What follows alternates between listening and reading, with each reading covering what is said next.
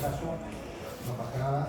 Vamos a plantear una mesa redonda en torno a los medios de comunicación públicos y a la idea de recuperación post-pandemia. La idea de recuperación post-pandemia. Es decir, no hablamos de medios públicos en cualquier contexto, sino en un contexto que entendemos que es nuevo por lo que viene por delante y nuevo por lo que venimos de pasar, absolutamente nuevo. Entonces, aquí la idea que tenemos es abordar el papel de los medios públicos en la recuperación, ¿no? En el proceso de recuperación económica, cuál puede ser su papel. Pero también queremos alimentar la idea de ir hacia una cierta recuperación de los propios medios públicos después de muchos años de ofensiva desde el sector privado, principalmente privatizadora, aprovechando sobre todo la crisis económica del 2008, pues eso siguió funcionando como una rémora y hasta se consolidó la idea de que los mejores medios de comunicación públicos son aquellos que hacen medios, ¿no? Queremos cambiar el foco. Y lo hacemos sobre todo teniendo en cuenta lo sucedido especialmente con el último año y medio de pandemia, que entendemos fue un momento en el que se demostró lo importante que es que existan medios de comunicación que sean capaces de gestionar importantes cantidades de información, porque probablemente haya pocos precedentes, además de la situación de crisis sanitaria, pocos precedentes de la cantidad de información que hubo que gestionar desde marzo de 2020. Bueno, gestionar esa información compleja en el día a día y muy abundante, porque había que tomar muchas decisiones y muy complejas que afectaban a todos los sectores de la sociedad, gestionarla y después ofrecerla en abierto, es decir, sin cuotas de suscripción, sin muros de pago. Hay que tener en cuenta que, por ejemplo, los periódicos venían de implantar los muros de pago definitivamente unos meses antes del inicio de la pandemia, es decir, definitivamente cerraban toda esa información que hasta ese momento estaba disponible en Internet. Muros de pago absolutamente legítimos desde el punto de vista comercial, pero que pues, limitan el acceso a la información a importantes capas de la población y lo hacen, lo hicieron de hecho en momentos especialmente dramáticos en los que pues, tal vez se tenía que haber a lo mejor liberado los muros de pago o parte de los muros de pago, algunos se liberaron un poco, otros menos, bueno. En Asturias todo esto resulta paradigmático, el caso asturiano, porque salvo los públicos, aquí no hay medios de comunicación en abierto, y utilizo esta expresión, utilizo la expresión gratuitos, porque ninguno lo es, en abierto, capaces de cubrir esa ingente y esa compleja, esa ingente cantidad de información que se generó para gestionar la pandemia. En esta mesa lo que vamos a hacer es abordar una serie de cuestiones que entendemos esenciales para los medios públicos, huyendo del marco mental que definitivamente se ha terminado por implantar o históricamente, que es un marco mental que alimentan los medios privados, que al final son los que dicen qué es audiencia y qué no es audiencia, qué importa de la audiencia y qué no importa de la audiencia, los que dicen cómo deben ser los contenidos y cuándo se deben emitir, y los que dicen también, incluso, aunque de una forma a veces más indirecta, ¿no? A través de sus asociaciones patronales, otras veces de una forma ya un poco más civilina, cómo debe articularse la financiación, cómo se deben financiar los medios públicos. La idea es intentar romper un poco ese esquema. En cuanto a la audiencia, yo lo que voy a hacer es lanzar 3 ideas o 3 grandes campos a los ponentes, y luego los ponentes pues, se van a extender sobre la que consideren oportuno, teniendo en cuenta el campo del que viene cada uno, que también es diverso. Y luego lo que ellas consideren que puede ser oportuno comentar. La idea de audiencia. Queremos replantear el concepto de audiencia, ¿no? Entendemos que el concepto de audiencia es heredero de concepciones comerciales que lo único que entienden es el número de personas que ven un programa en un momento dado, bueno, las características sociodemográficas de esas personas, el perfil, la edad, el sexo, etcétera, etcétera. Es decir, números, puros números. Y la idea que queremos plantear, o que lanzo yo a los ponentes, es si sería posible ir hacia otros conceptos de audiencia que tengan en cuenta cuestiones tales como la utilidad social, la utilidad pública del contenido, el valor social, la misión del servicio público, bueno, algo que no remita tanto a una noción del destinatario como consumidor y más como ciudadano, ¿verdad? En cuanto a los contenidos, también quiero lanzar algún planteamiento. Los contenidos, hay una cuestión clave en estos últimos años, que es la revolución tecnológica, la digitalización.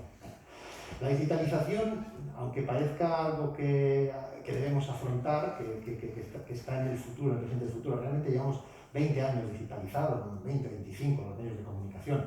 Lo que sí que no acaba de cambiar del todo es la forma de elaborar contenidos teniendo en cuenta esos procesos de digitalización. Es decir, se valora todavía en demasiada medida, en mi opinión, los ponentes pues ya dirán lo que piensan de ello, la idea de el televisor en el salón, en casa, a las 10 de la noche, ¿no? Entonces, pues ya todos los que estamos aquí sabemos que las formas de consumo ahora son muy distintas. Ya ves la pantalla de televisión en el salón, es el móvil, es el momento de esperar en el autobús, el momento de ir en el tren, etcétera, etcétera. Y estos cambios en los consumos y en las tecnologías, ¿no? El hecho de que ya no necesitemos esa pantalla en casa, fija, sino que la llevamos con nosotros, también necesariamente tiene que cambiar el modelo de creación de contenidos. Unos contenidos adaptados a esas tecnologías y que sean, para lo que nos interesa aquí a nosotros, de utilidad pública. Claro, de utilidad pública.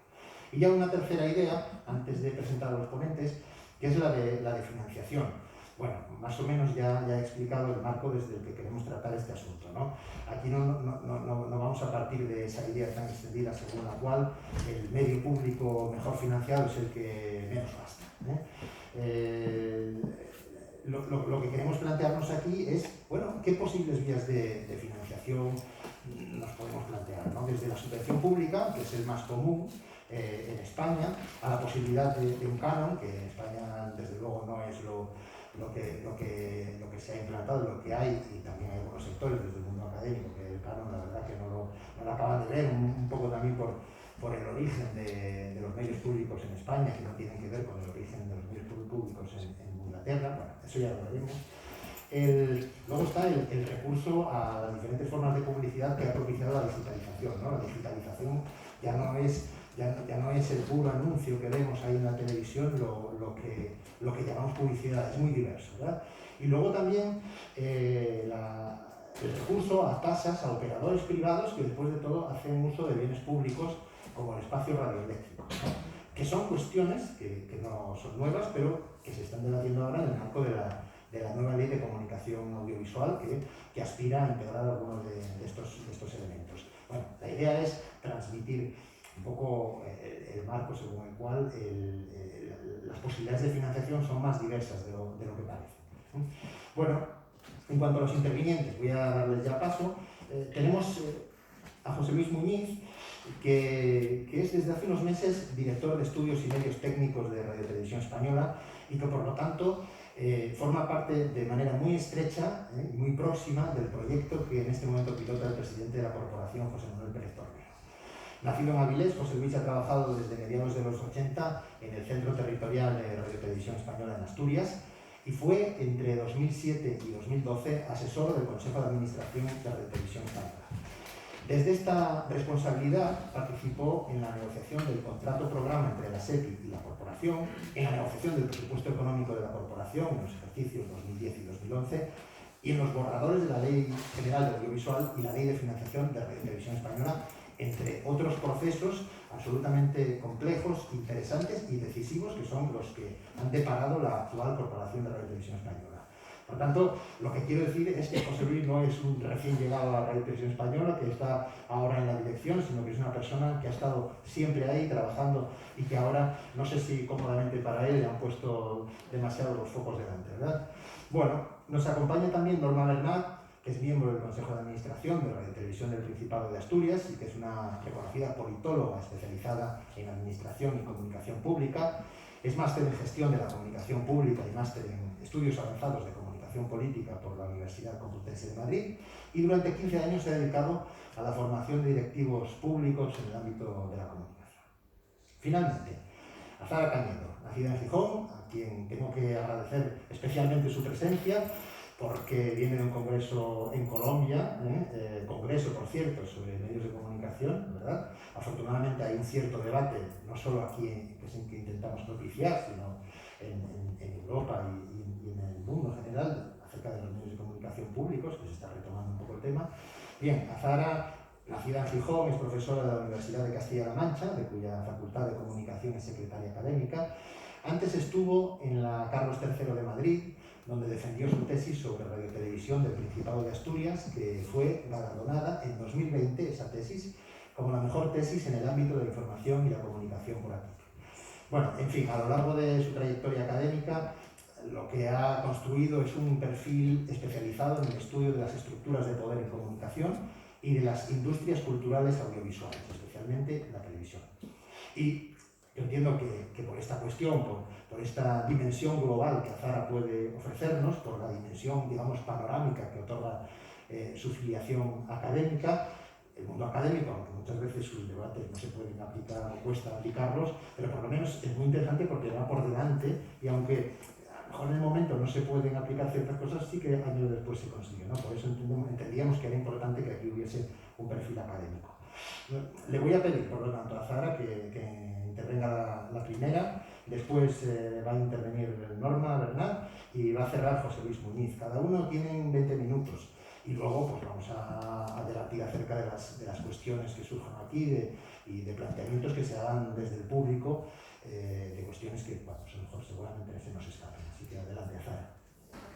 Bueno, muchas gracias, Cristóbal, y gracias a OGT de Asturias y a todos por estar aquí. Me hace especial ilusión, ¿no? Ya se lo comenté a Cristóbal en su día, volver a casa y poder hablar desde casa de lo que sé un poquito, que son medios públicos. Y bueno, es verdad que voy a articular mi discurso quizá un poquito teórico al principio para hablar del valor público y de la importancia del valor público, y reivindicaré algunas cosas con respecto a nuestra querida televisión autonómica, aprovechando esta palestra, dado que es el tema que más he trabajado y que es la televisión, pues que por suerte, ¿no? pues más conozco. Quería corregirte una cosa que has dicho, una bobada, pero los académicos también aportamos ¿no? a la práctica. Yo soy académica de la economía política de la comunicación, que es la rama marxista del estudio de la comunicación, y para nosotros, para los marxistas, la praxis es requisito indispensable. Así que siempre intentamos, ¿no? que esa investigación que hacemos desde la mirada de la economía política tenga una dimensión práctica. Por eso intentaré ser breve con mi speech, porque es un tema que me apasiona y entonces siempre me emociono y empiezo a hablar y me tenéis que cortar.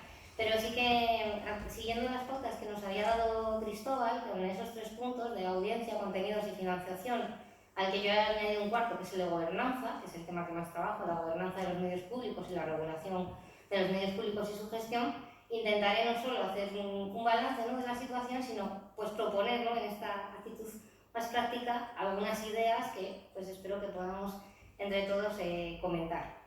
Bueno, viendo el título de la mesa, también no puedo evitar ser crítica con el concepto de utilidad. El concepto de utilidad es un concepto que en economía se utiliza mucho teniendo en cuenta, ¿no? la satisfacción individual de los consumidores. Entonces, cuando hablamos de medios de comunicación públicos, es más correcto, desde un punto de vista teórico y también ideológico, que hablemos del concepto de valor público. Porque el concepto de valor no implica solo esa mirada individual del consumidor, sino el aporte social, tanto al individuo ciudadano, que es el destinatario directo de los medios de comunicación públicos. No somos consumidores, somos ciudadanos, y los medios de comunicación públicos nos tienen que tratar y dirigirse a nosotros como ciudadanos, sino también tiene el valor público una dimensión de valor social, es decir, tiene en cuenta al colectivo, no solo al individuo independiente. Por eso, en el grupo de comunicación del que yo formo parte, que dirige el profesor Paco Campos, el catedrático de la Universidad de Santiago de Compostela y un referente en el estudio de los medios públicos en España y en Europa, reclamamos, ¿no? este concepto de valor público, que además ya es un concepto que ya está en el lenguaje diario de los grandes medios de comunicación a nivel europeo. La primera corporación que lo usa, pues siempre es la misma, que es la BBC, ¿no? La BBC en el 2004, ya en su literatura gris y en todo su material corporativo, reclama este concepto de valor público en un documento que se llama Construyendo Valor Público, que es interesantísimo y que es accesible en la página web de la BBC. La BBC siempre va por delante, ¿no? Parece que nos repetimos siempre con nuestro amor hacia la BBC, que bueno, últimamente también ha sido un poco criticada con todo el contexto del Brexit, pero bueno, siempre ha marcado las pautas y sobre todo en lo que es la gestión, ¿no? A nivel de gobernanza, que es lo que nosotros trabajamos con el Grupo de Santiago, la BBC es un referente, ¿no? Con su Royal Charter y con todos sus documentos regulatorios.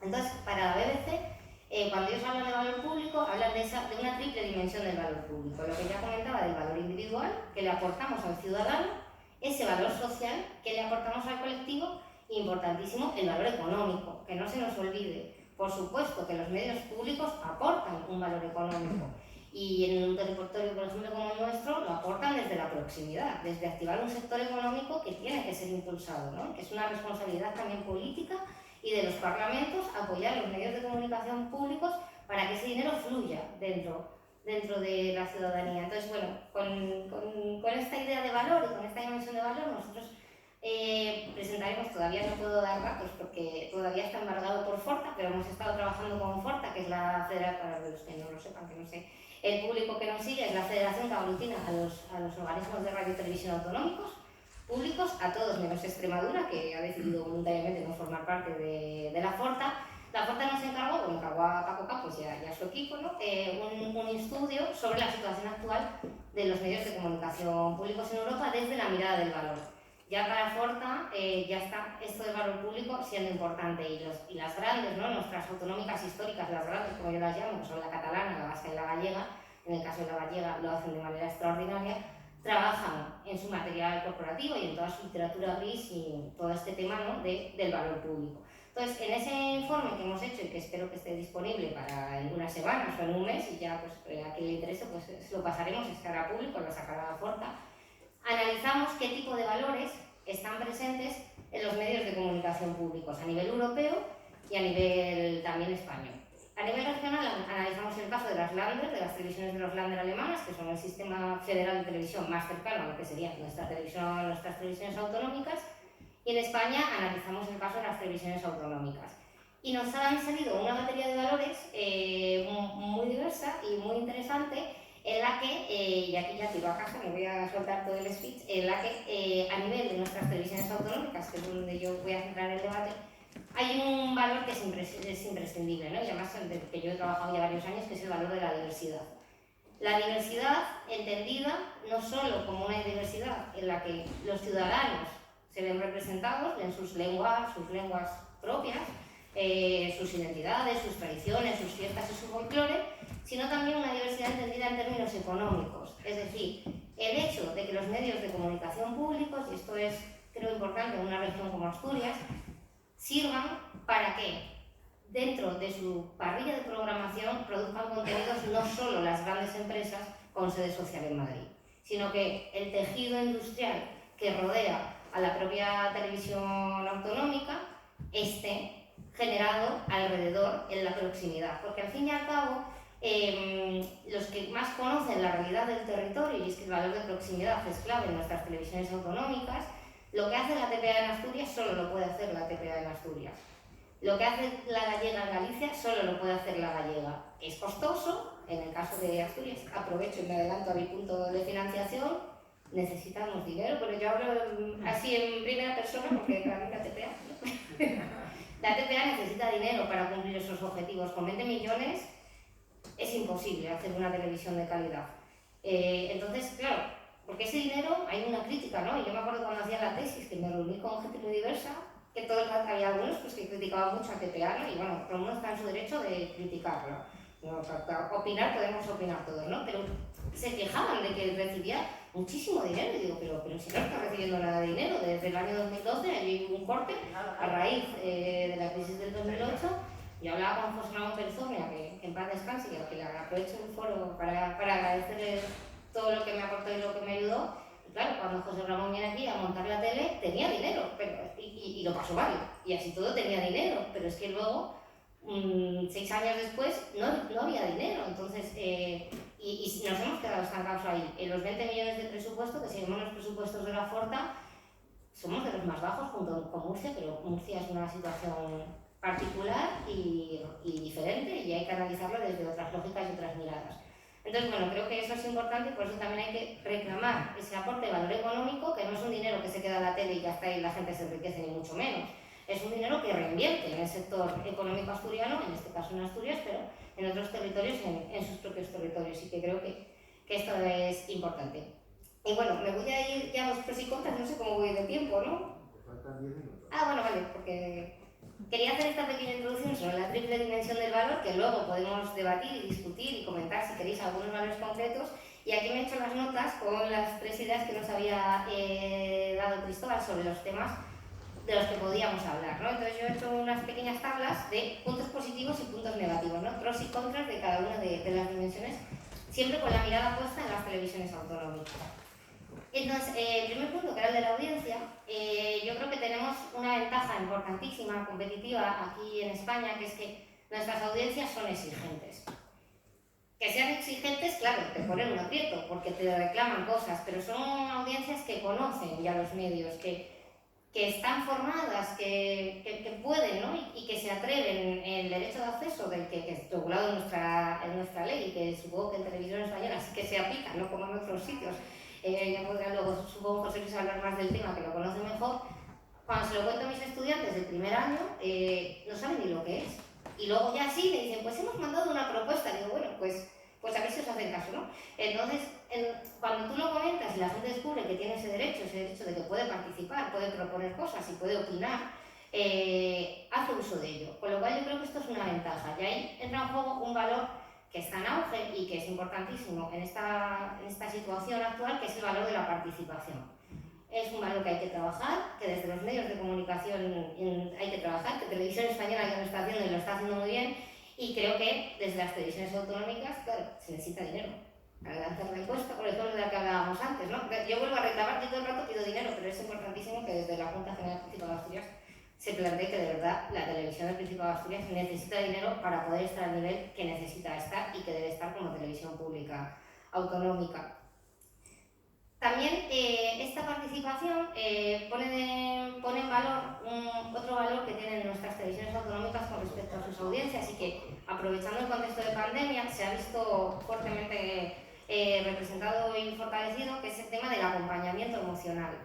Las televisiones autonómicas son garantía de proximidad. Yo que vivo fuera y muchas veces me conecto a TT a la carta porque me gusta ver los contenidos de TT a la carta, ¿no? Y sentir que vuelvo a estar en casa y que puedo consumir esos contenidos. Y puede decir, bueno, es que tú te dedicas a esto, correcto. Pero también tengo amigos en Madrid que son asturianos, que se dedican a esto y también ven los programas en TT a la carta, ¿no? Entonces, es como que te hace sentirte más cerca de casa. Entonces yo creo que esto es un valor muy importantísimo, y el reto aquí ahora es cómo lo hacemos, cómo conseguimos llegar a esas audiencias a las que nos reclaman esa participación y ese acompañamiento emocional en un contexto de estructura mediática dominado por las grandes plataformas transnacionales norteamericanas, que tienen otros intereses y a las que les da igual la proximidad, la diversidad y todo lo que pasaba por allí. Entonces, ahí creo que lo comentaremos ahora, espero, pero lo único que se me ocurre, ¿no? Lo único que ya se está haciendo es generar alianzas entre radiotelevisiones públicas. Que se generen alianzas, que haya presupuesto para, otra vez por pedir dinero, pero que haya presupuesto para generar esas alianzas y crear ya la EU, que es la Unión Europea de Radiodifusión, ha creado el Public Media Space, que es un espacio que tienen para pensar en una plataforma de medios de comunicación europeos. ¿Por qué no hacerlo en España, ¿no? ¿Por qué no Televisión Española con las fuerzas, que me consta que ya hay algunas conversaciones iniciadas? ¿Por qué no crear una plataforma así e intentar generar esos contenidos que lleguen a nuestras audiencias? Y generar una línea de contenido importantísima, y que yo me acuerdo también haciendo la tesis, cuando yo estaba haciendo la tesis dirigía la ATP a Antonio Virgili, y yo me acuerdo que decía a Virgili, digo, ¿por qué no tenemos contenidos para niños y jóvenes? Y le decía, pues porque no hay dinero. Claro, es importantísimo también que las televisiones públicas generen contenido para las audiencias jóvenes, porque además es una forma de captar audiencia. Si tú generas ese enganche desde que, aparte de la labor educativa, que ha quedado evidente en la pandemia con los contenidos que se han generado desde las televisiones públicas, pero también como modelo de negocio futuro y como empresas tenemos que pensar que tenemos que captar audiencias jóvenes, no a señores mayores, que por supuesto tienen que estar representados, pero la lógica hace pensar que en un futuro esas personas no mayores no van a estar y los jóvenes sí. Entonces es importante que también se generen contenidos para que desde la más tierna infancia y desde la juventud se genere esa sensación, ¿no?, de acompañamiento emocional con la televisión pública, pero claro, eso pues también cuesta dinero y tenemos ahí pues un problema. A nivel de contenido, destacaría la capacidad que tienen nuestras televisiones autonómicas para generar espacios de comunicación propios. El espacio comunicativo asturiano está articulado por TPA, el gallego por TVG y el catalán, o el catalán es más diverso, ¿no? Pero en el caso de la televisión de Cataluña es una televisión de Estado. O sea, hay una concepción y hay un apoyo político para que esa televisión, más allá de la casuística catalana, obviamente, pero hay un apoyo, claro, hacia esa televisión, por eso tiene los presupuestos que tiene, aparte de que, bueno, también lo requiere porque es una empresa muy grande, no es comparable con la nuestra, pero también en el caso vasco y con los demás se crea, ¿no? Se articula la comunicación a través de los medios de comunicación públicos. Además, poniendo en valor un contenido que es lo que conocemos como periodismo de valor público, en el contexto actual en el que yo creo que estamos hartos de hablar de desinformación, de fake news, en el que las redes sociales todo el rato están mal metiendo y que no es fact-check y todas estas cosas, los medios de comunicación públicos están cumpliendo con esa labor de contraste y de verificación, porque tienen los medios para hacerlo y porque no debieran, no sé si no están o no, pero no debieran estarlo sujetos a la lógica de vamos a ser los primeros en publicar algo por ser los primeros porque es lo que nos va a dar clics. No, lo que tenemos que hacer es publicar contenido de calidad y eso a día de hoy solo lo hacen los medios de comunicación públicos. Importantísimo, otra de las cosas que ya había comentado antes en el tema del contenido, que es esta capacidad para contratar con el audiovisual regional y por tanto generar contenidos de proximidad, pero también reinvertir económicamente en este audiovisual. Y otra dimensión de la que no se habla mucho, pero que creo que es importante, que es la labor de archivo documental que tienen nuestras televisiones autonómicas y nuestras televisiones públicas. Ser parte con los contenidos que se generan, de conservar ese patrimonio audiovisual, velar por lo que somos, porque al fin y al cabo viene reflejado en esos contenidos que también cuesta dinero. Digitalizar todas las cosas que se han hecho, es verdad que, bueno, nuestra tele es más joven, ya casi todo viene ya digitalizado, pero con las cosas de la proda que llegaron a TPA, pues habrá cosas ahí que yo no sé a día de hoy si están digitalizadas o no, y que eso requiere un costo académico. Un coste económico, perdón. Yo trabajé en la televisión autonómica de Castilla-La Mancha y me acuerdo que cuando allí crearon la televisión autonómica, el Centro Territorial de Televisión Española, que está en Toledo, les da el archivo. Lo tiene ahora la televisión autonómica, ¿no? Porque es historia de Castilla-La Mancha. Pues no está digitalizado, porque claro, no hay dinero. Hay algunas cositas que sí y otras que no. Entonces, bueno, corremos el riesgo de que eso se pierda, ¿no? Y es importante que eso se archive, se digitalice y quede ahí para la posteridad, cuando dentro de 200 años venga un alien y vea cómo eran los asturianos del 2021, pues que pueda ver los contenidos que producía la TPA. Luego, a nivel de financiación, tenemos la ventaja de que no dependemos de los anunciantes privados, que es la fuente más inestable a la hora de financiar una televisión o cualquier medio de comunicación, en este caso una televisión pública. Tenemos esa ventaja, pero tenemos la desventaja que dependemos de las decisiones que se toman en los parlamentos. Y a veces las decisiones que se toman en los parlamentos vienen determinadas por peleas partidistas, más que por el interés o de la ciudadanía, ¿no? O por ese valor y, por supuesto, por los ataques de algunos partidos de ideología de derecha, pues que con su mirada más neoliberal consideran que todo lo público tiene que estar escondido bajo llave y entonces, pues cuando lo que estamos viviendo en Madrid, por ejemplo, ahora mismo, no puedo evitar decirlo, es devastador.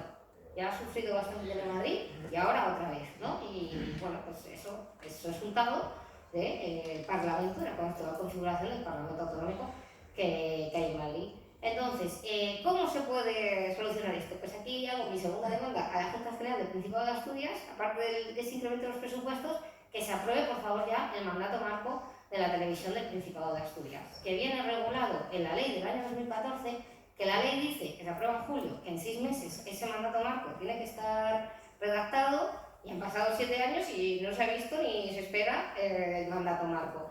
Entonces, por favor, que se apruebe ese mandato marco y sus sucesivos contratos programas, porque son el único mecanismo que estabiliza y que garantiza una estabilidad presupuestaria y un funcionamiento decente a la televisión y a las empresas que trabajan a la televisión y, por supuesto, a toda su plantilla de trabajadores. esos contratos programas no sirven solo para marcar los presupuestos, sino que también delimitan pues, qué porcentajes de programación, por ejemplo, informativa se van a hacer, cuáles son las principales líneas de actividad.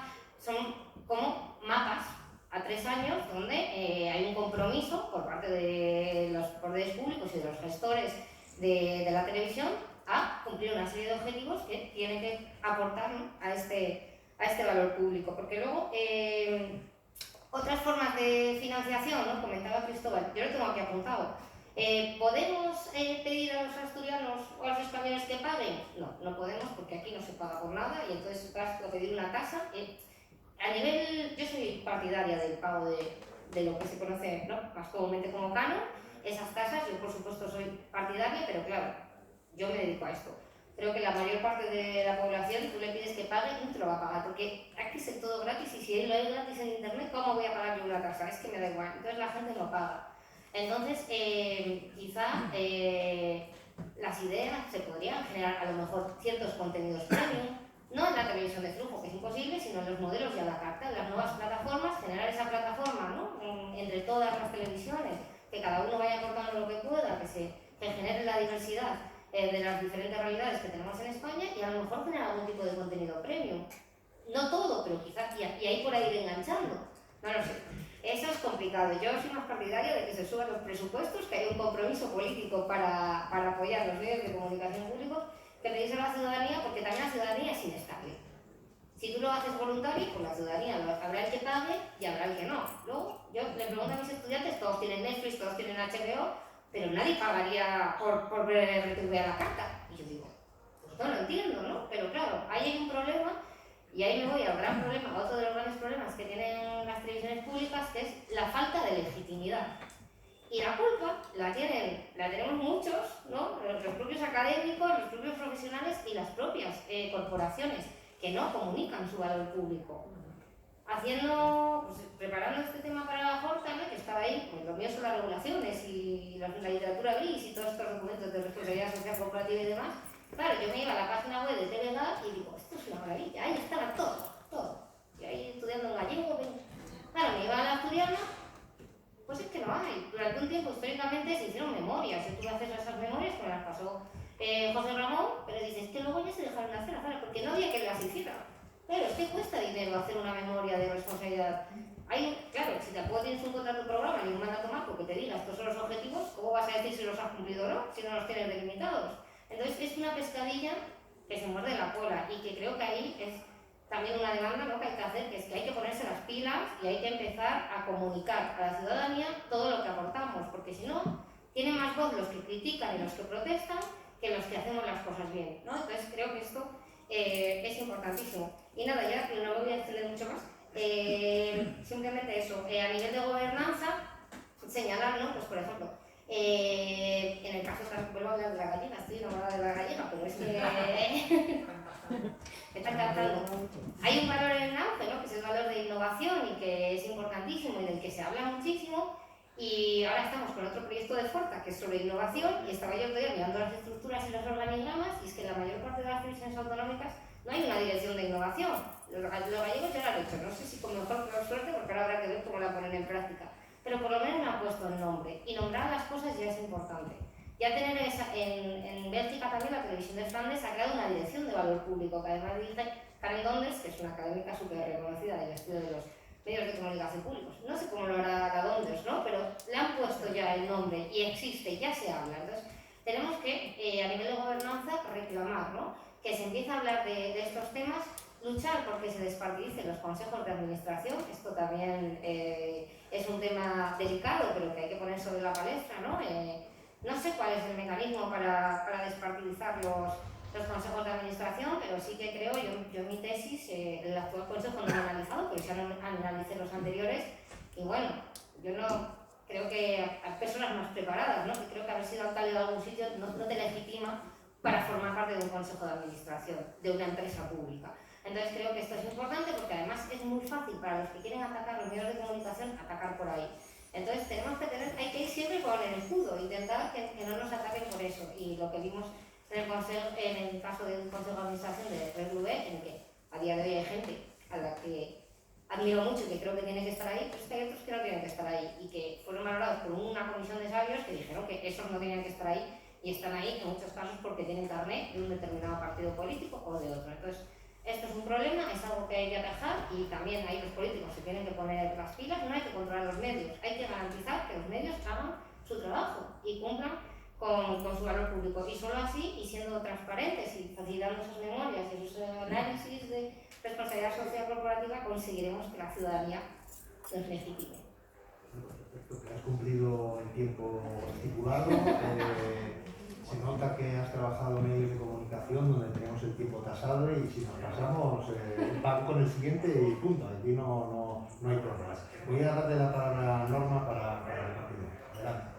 Bueno, yo voy a intentar autocontrolarme también el tiempo, porque cuando uno habla de algo que le gusta tanto, ¿no? es difícil. Así que le voy a pedir perdón por ser breve, porque voy a intentar aprovechar al máximo el tiempo y transmitiros también esa pasión.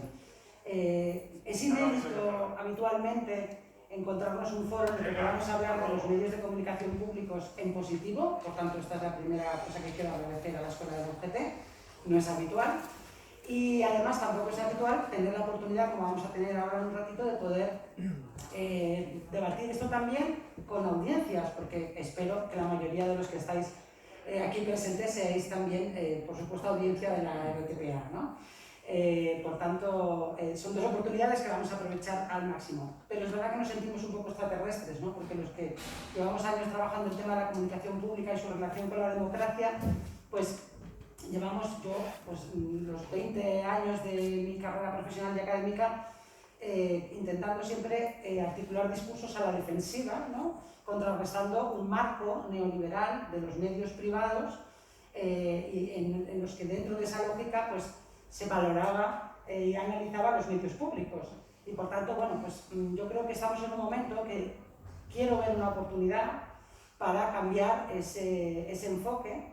Y creo que en este caso una situación tan terrible como la que hemos vivido y estamos todavía viviendo, como es la pandemia, nos sirve para aprovechar esa puesta en valor del papel de los medios públicos, que no solamente los que estamos aquí ya estamos convencidos, sino para que mucha gente que quizá antes no los veía con esa mirada, ahora lo vean, ¿no? Pongo un ejemplo, metáfora que siempre sirve para esto.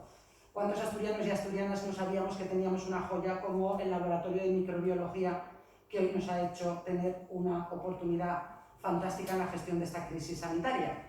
Pues algo así me gustaría que acabaran pensando también los asturianos y las asturianas, en este caso de la RTPA. Así que trabajo con ese enfoque. Yo voy a hablaros, por tanto, primero del papel que creo que ha tenido la televisión, los medios públicos asturianos en la pandemia. En segundo lugar, por qué creo que siguen siendo indispensables en el nuevo contexto. Y en tercer lugar, cómo refuerzan y mejoran, en mi opinión, nuestras democracias y nuestra sociedad, ¿no? Y cómo pueden contribuir también a esa recuperación económica y social, que es el reto que tenemos y que compartimos también con este sindicato, en este caso, ¿no? Que nos acoge. En primer lugar, yo creo que, como decía muy bien Zahara, los medios de comunicación públicos y su valor público ya eran importantes antes de la pandemia. Pero yo creo que debemos hacer también pedagogía y detenernos un poco en analizar cómo esta situación, que nadie esperaba, nos puede servir precisamente para visibilizar, como ejemplo, ¿no? Cuál es esa aportación de valor público, ¿no? Por tanto, este es un poderoso ejemplo, en mi opinión, que está muy vigente todavía en nuestra experiencia vital, y hemos visto cómo cuando la ciudadanía ha sentido una necesidad real de tener una información veraz, contrastada y que era muy importante en esta pandemia, la radiotelevisión pública asturiana, en mi opinión, ha estado ahí jugando un papel cercano y relevante.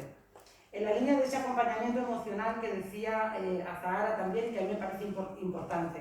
Cuando la incertidumbre y el miedo que todos y todas tuvimos como ciudadanos en aquellos primeros días de esta pandemia y buscamos el aliento de la gente que teníamos cerca y de saber cómo se encontraba y cómo se estaba sucediendo los hechos en nuestra proximidad, la cobertura que dio los medios asturianos en unas situaciones y unas condiciones también muy complejas de desarrollo de rutinas profesionales que yo creo que hay que destacar, nos permitió acercarnos y sentirnos cerca cuando más distancia social teníamos y por tanto cuando más necesarios éramos, ¿no? Por tanto ese acompañamiento emocional tan importante. Y cuando las instituciones tuvieron que legislar, veo aquí algunas de las, en este caso, diputados y diputadas de la Junta, contrarreloj, casi con nocturnidad, y por tanto los profesionales de los medios tuvieron que ser capaces de gestionar y trabajar esa información con criterios profesionales,